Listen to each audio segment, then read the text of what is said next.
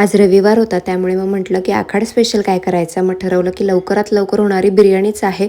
मग इकडे मी बिर्याणीचा पहिला मसाला करण्यासाठी घेतला होता आणि मी ना बिर्याणीचा मसाला घरीच बनवते. मी मार्केटमधला कुठलाही वापर आणि हा मसाला तुम्ही सुद्धा करून पहा, तुम्हालाही नक्कीच आवडेल. आणि हा बिर्याणीला आणि बिर्याणीच्या ग्रेव्हीला किंवा मग चिकन मटनच्या भाजीला सुद्धा हा वापरू शकता.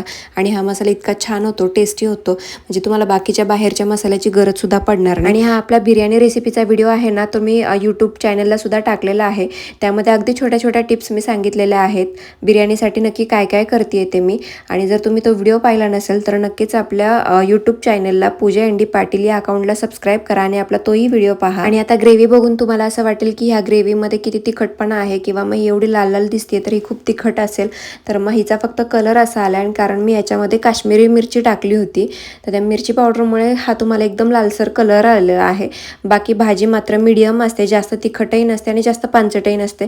त्यामुळे मग ही माऊ सुद्धा खाऊ शकते अशा हिशोबात मी भाजी बनवते. आणि आता 15 तारखेला माझा वाढदिवस झाला आणि माझ्या वाढदिवसा दिवशी तुम्ही इतके मला छान प्रेम दिलं, मला इतके छान मेसेज केले, मला कमेंट्स केले, बर्थडे विश केलं आणि ना तुमच्या सगळ्यांच्या मेसेजला मला रिप्लाय नाही देता आला. सगळ्यांना खरंच थँक्यू सो मच, कारण तुम्ही इतकं छान मला प्रेम देताय, इतकं छान मला जीव लावताय. खरं तर हे आपलं सुद्धा असं कोणी करू नाही शकत तेवढं तुम्ही माझ्यासाठी करताय. आणि असं संपलं मी माझा आजचा दिवस. बाय.